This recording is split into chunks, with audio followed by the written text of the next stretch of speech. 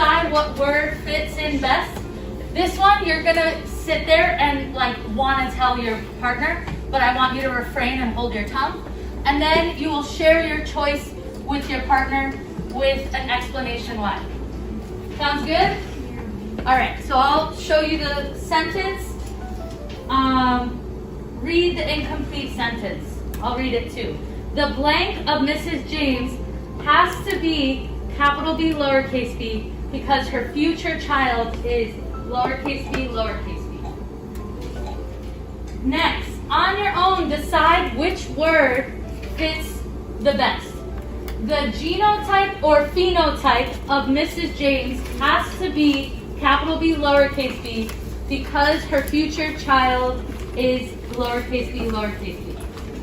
Think about it. Don't share. Just think. You could write it down. Share your choice with your partner. Go in alphabetical order with your first name. And include an explanation why. So you may start off with the word that best completes the sentence is blank because. Go first. The word that best completes the sentence is genotype, because phenotype is the physical features, and it's talking about it's just the genotype. It's talking about the genotype, so hers is not the phenotype, like how her eyes are brown. So it has to be genotype. Yeah. So now it's your turn. The word that best completes the sentence is genotype, because it's talking about genetics and not like physical attributes like arms and stuff. That's what you can see. Raise one finger if you think the word is genotype.